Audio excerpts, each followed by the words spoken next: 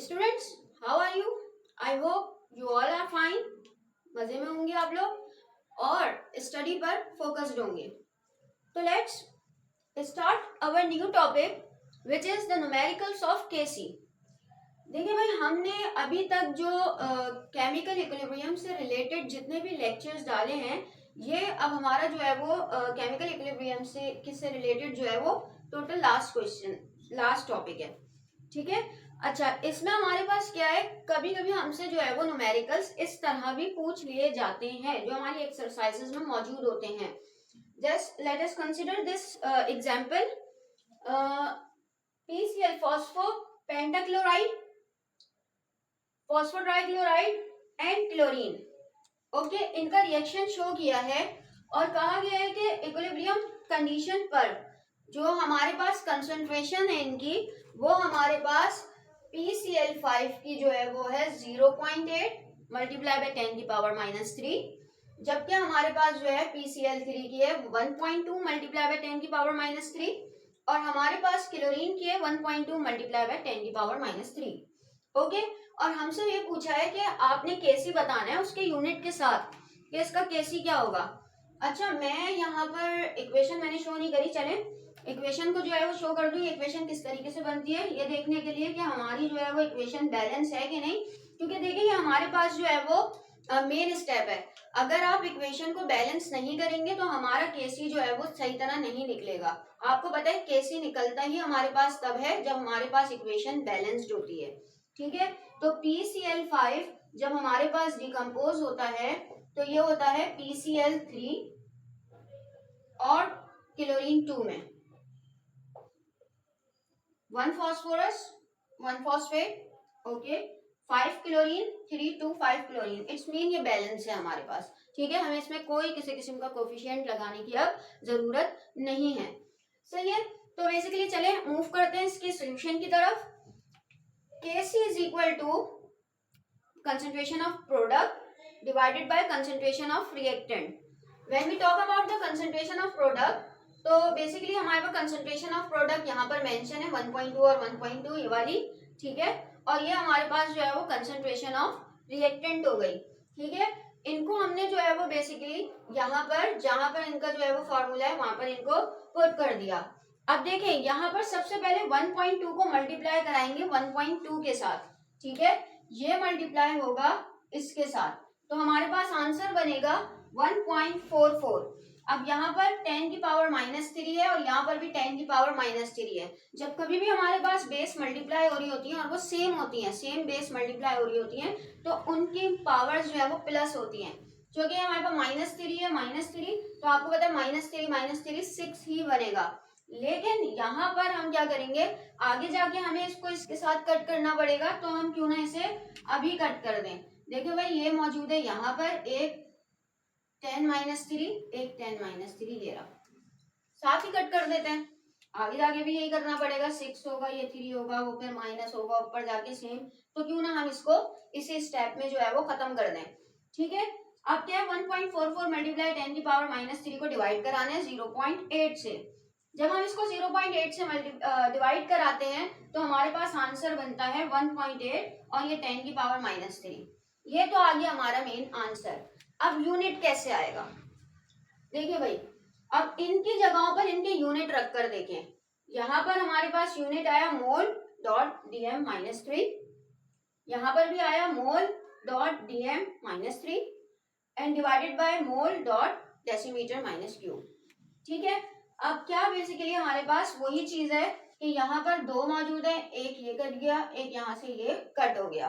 ठीक है, तो यहाँ पर मोल डॉट DM -3 बचा। अब ये मोल हमारे पास ये यहाँ पर यूनिट आ गया। कोई मुश्किल बात नहीं है, बहुत सिंपल तरीके से हम इसको लेकर चले हैं अकॉर्डिंग टू फॉर्मूलाज। ठीक है, जो हमारे पास फार्मूला, बल्कि इसमें ज्यादा फार्मूले तो है भी नहीं, हमारे पास जो है वो एक ही फार्मूला है, Kc is equal to concentration of product concentration of reactant. सिर्फ हमारे पास जो है फोकस किस चीज पर करना होता है, हमें करना होता है यूनिट पर, कि यूनिट हम सही मेंटेन कर रहे हो। ठीक है, तो यूनिट को बजाय अब आप इसको मल्टीप्लाई करते, मल्टीप्लाई करने के बाद जो है वो फिर इसको जो है वो फिर डिवाइड करते, जो चीज जिस तरीके से सिंपली तौर से कट रही है उसे वहीं काटें और फिर उसके बाद जो है वो फर्दर प्रोसीड करें अपनी स्टेप्स को। ठीक है, एक तो ये क्वेश्चन हो गया। नेक्स्ट क्वेश्चन, नेक्स्ट एक्सरसाइज की तरफ मूव करते हैं। Look at this question number 2। The value of KC हमें दी हुई है यहाँ पर, क्या 1 मल्टीप्लाई 10 की पावर -4, इक्वेशन भी बता दी है इन्होंने, और हमें जो है वो कंसंट्रेशन किसकी बता दी गई है, हाइड्रोजन आयोडाइड की भी बता दी गई है, आयोडीन की भी बता दी गई है, और हाइड्रोजन की भी बता दी गई है कि हमारे पास इन तीनों की कंसंट्रेशन ये है। अब हमसे ये पूछा है एट गिवन टेम्परेचर हमारे पास प्रिडिक्ट करें क्या डायरेक्शन है, यानी एट गिवन टेम्परेचर का मतलब ये है कि मैंने आपको बताया था कि एट गिवन टेम्परेचर हमारे पास जो रेशो निकलता है एक्टिव मास ऑफ प्रोडक्ट और एक्टिव मास ऑफ रिएक्टेंट का, वो हमारे पास क्यूसी कहलाता है। और क्यूसी और केसी का एक रिलेशन है हमारे पास। वो रिलेशन अगर हम थोड़ा सा जो है वो रिकॉल करें तो वो क्या था, अगर क्यूसी और केसी एक दूसरे के बराबर हैं या ऑलमोस्ट बराबर हैं तो हम कहते हैं कि हमारे पास जो है वो इक्विलिब्रियम पोजीशन है, यानी कि हमारे पास दोनों तरफ जो है वो क्या हो रहा है, रिएक्शन कांस्टेंट स्पीड पर जो है वो कांस्टेंट रेट पर जो है वो प्रोसीड हो रहा है। अगर हमारे पास क्यूसी की क्वांटिटी लार्ज है किससे, केसी से, QC is larger than KC, then what happen, it's mean कि हमारे पास ज्यादा से ज्यादा रिवर्स रिएक्शन हो रहा है, यानी कि ज्यादा से ज्यादा रिएक्टेंट फॉर्म हो रहा है। रिवर्स रिएक्शन हो रहा है ना, मतलब हमारी प्रोडक्ट चेंज हो रही है रिएक्टेंट में। और अगर हमारे पास केसी की वैल्यू बड़ी आती है तो हम कहते हैं कि हमारे पास जो है वो क्या चीज हुई है, हमारे पास ज्यादा से ज्यादा जो है वो प्रोडक्ट फॉर्म हो रही है, रिएक्शन जो है वो फॉरवर्ड प्रोसीड हो रहा है। ओके, तो now Kc is equal to concentration of product, active mass of product divided by active mass of reactant। हमने ये वैल्यूज जो है वो पुट कर दी इधर, जो जो इनकी वैल्यूज दी हुई थी। अब क्या है हमारे पास, हमने प्रोसीड किया, आपको पता है 1 1 से मल्टीप्लाई होता है 1 बनता है, ठीक है। पावर हमारे पास यहाँ पर जो है वो प्लस हो जाएंगी, तो -5 -10 बन जाएगा। केसी की वैल्यू भी हमें गिवन है, जबकि नीचे हमारे पास 2, यहाँ पर जो है वो 2 2 जा 4 होगा, और 5 2 जा यहाँ पर भी 10 बनेगा, ठीक है। अच्छा, ये किस लिए होता है, यहाँ पर अमूमन बच्चे कंफ्यूज हो जाते हैं, 5 की पावर जो है वो 25 निकाल देते हैं। देखिए हमारे पास जब कभी भी इस तरह की कंडीशन होती है तो क्या होता है कि इसकी बेसिकली इसकी ये जो पावर है ये हमारे पास मल्टीप्लाई हो रही होती है, इसका स्क्वायर नहीं निकलता, यानी ये हमारे पास इस तरीके से होगा 2 मल्टीप्लाई 10 की पावर -5 और एक और 2 मल्टीप्लाई बाय 10 की पावर -5, ठीक है। 2 2 जा 4 और ये दोनों जो है वो फिर हमारे पास प्लस हो जाते हैं, ठीक है। अगर मैं इसको स्क्वायर को जो है वो ओपन करूं तब की बात बता रही हूँ, तो ये हमारे पास जो है वो मल्टीप्लाई होकर 10 आएगा, -10 ये भी आ गया। अब क्या होता है यहाँ पर, अब इसको हम सॉल्व करेंगे, 1 divided by 4 is equal to 0.25 and cut. Why this cut, basically जब ये ऊपर जाएगा तो ये प्लस में चला जाएगा, और वही बात है प्लस माइनस माइनस होंगे, यहाँ से माइनस का 10 कटा, यहाँ से प्लस का 10 कटा, तो इसने वैसे ही जो है वो रिजॉल्व हो जाना है। अब देखिए यहाँ पर -4 10 की पावर है, एक्सपोनेंट नोटेशन है, क्योंकि -4 ही है तो हम इसको नॉर्मल में लेंगे, या तो हम इसको भी -4 में लेकर जाएं। अगर हम इसको -4 में लेकर जाते हैं तो हमारे पास जो है वो हम क्या करेंगे, इसको और जो है वो पीछे की तरफ इसके लेकर जाएंगे तो बड़ी वैल्यू बनेगी, तो क्यों ना हम इस -4 को ही खोल दें, ठीक है।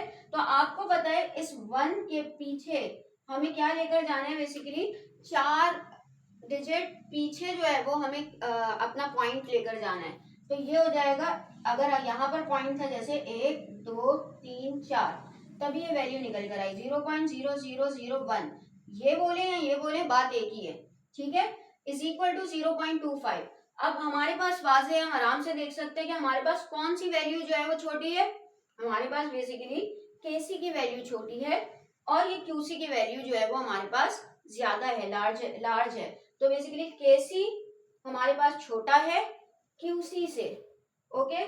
so reaction proceed toward reverse direction, it's mean maximum amount of reactant is formed, okay। अगर आपको इस टॉपिक से रिलेटेड कोई भी क्वेश्चन है या इससे रिलेटेड कोई ऐसी बात जो समझ में ना आई हो, आप हमें कमेंट सेक्शन में बता सकते हैं, या आप डायरेक्ट हमें जो है वो इंस्टाग्राम पर भी जो है फॉलो कर सकते हैं। एजुकेशनल गाइडेंस बाय YGS के नाम से हमारा अकाउंट मौजूद है इंस्टाग्राम पर, आप वहां पर डायरेक्ट मैसेज कर सकते हैं, ओके। So thank you.